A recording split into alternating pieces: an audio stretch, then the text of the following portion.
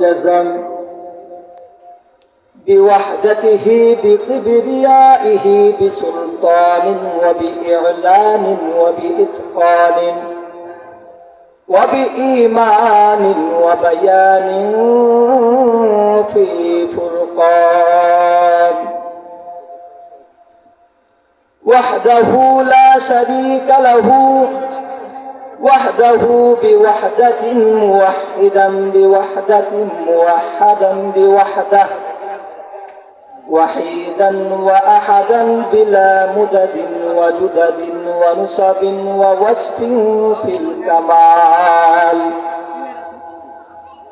لا شريك له ولا نظير له ولا مثل له ولا مثيل له ولا وزير له ولا مقارن له ولا مكادم له ولا مداني له ولا مضارع له ولا جلد بلد ولد جسد رسو جزو نزو عزم له ولا جذب وصف عيب كاب بيت خصم له أو كما قال عليه الصلاة والسلام فقال الله تعالى في كلامه المجيد وفرقانه الحميد أعوذ بالله من الشيطان الرجيم بسم الله الرحمن الرحيم وهو الغفور الودود ذو العرش المجيد فعال لما يريد هل أتاك حديث الجنود فرعون وثمود وقال رسول الله صلى الله عليه وسلم قال رسول الله صلى الله عليه وسلم من قال لا إله إلا الله دخل الجنة وقال رسول الله صلى الله عليه وسلم إذا أحب الله حماه الدنيا وقال رسول الله صلى الله عليه وسلم أو كما قال عليه الصلاة والسلام সম্মানিত মুহতারাম হাজিরিন আমি আপনাদের সামনে পবিত্র কুরআনে কারিমার মাঝখান থেকে সূরাতুল বুরুজ থেকে কয়েকখানা আয়াতে কারিমা তেলাওয়াত করেছি এবং নবী করিম সাল্লাল্লাহু আলাইহি ওয়াসাল্লাম এর অসংখ্য অগণিত হাদিসের মাঝখান থেকে দুটি হাদিস পাঠ করেছি।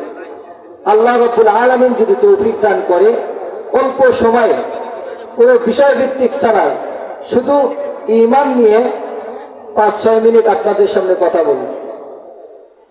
তাই সর্বপ্রথম মহান রব্বুল আলামিনের দরবারে আমরা শুকরিয়া আদায় করি, সকলেই বলি আলহামদুলিল্লাহ।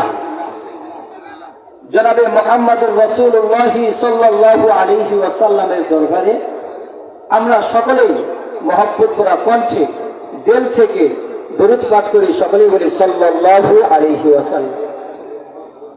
আসলে ভাই আমরা সকলেই জানি বর্তমান আমরা এমন একটা জামানার মাঝে রয়েছি, এই জামানায় ঈমান নিয়ে বেঁচে থাকা বড় কঠোর। কথা বলেন ঠিক কিনা? ঈমান হেফাজত করা অনেক কঠিন। আপনি চাইবেন, আপনি পারবেন না। এই বিষয়ে আমি আপনাদের সামনে কিছু কথা বলবো, কারণ বর্তমান জামানাটা কঠিন, ভয়াবহ। এর মাঝ থেকে বাঁচতে হলে আমাদের কিছু আমল করতে হবে। আর আল্লাহ নবী সাল্লাল্লাহু আলাইহি ওয়াসাল্লাম ঈমানের গুরুত্ব কতটুকু দিয়েছেন?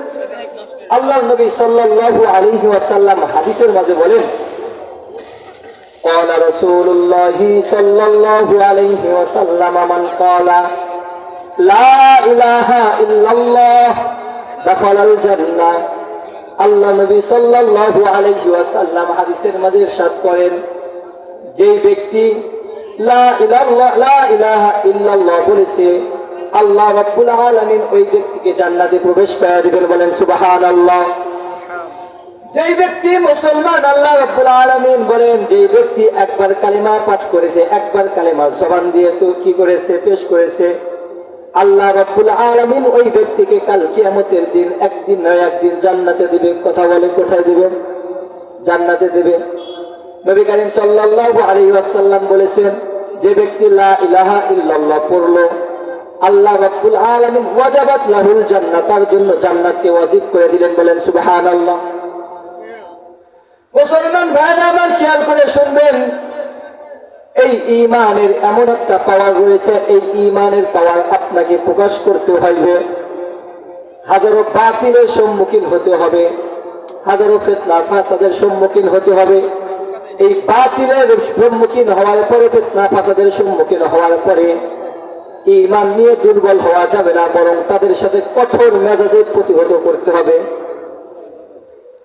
আল্লাহ নবী সাল্লাল্লাহু আলাইহি ওয়াসাল্লাম বলেন, মুমিন তো ওই ব্যক্তি, কালেমা তো ওই ব্যক্তি করেছে যে একমাত্র কেবলমাত্র স্বয়ং আল্লাহকে ছাড়া আর কাউকে ভয় করবে না। কথা বলে ঠিক কিনা? আল্লাহ রাব্বুল আলামিন যেখানে বলেছেন, সেখানে যদি পুরো বিশ্বের বাতিল যদি একত্রিত হয়ে আমার আপনার বিরুদ্ধে লেগে যায়, কোনো কিছু করতে পারবে? কথা বলেন পারবে? মুসলমান ভাইরা আমার, পারবে না। কারণ আল্লাহ রাব্বুল আলামিন যদি আমাদের সাথে থাকে, আর এক হাদিসে আছে আল্লাহ রাব্বুল আলামিন মুমিন ব্যক্তিদের সাথে সদা সর্বদাই কি আছে? সদা সর্বদাই আল্লাহ রাব্বুল আলামিন মুমিনদের সাথে আছে। মুসলমান ভাইরা আমার, খেয়াল করে শুনবেন, যেই ব্যক্তি ঈমানের সাথে কালেমা পড়লো, আল্লাহ রাব্বুল আলামিন জান্নাতে প্রবেশ করাইবেন। আল্লাহ প্রতিশ্রুতি করেছেন, ওয়াদা করেছেন। আমাদের বর্তমান ঈমানকে, ঈমানের মজবুতি কেন হয় না জানেন?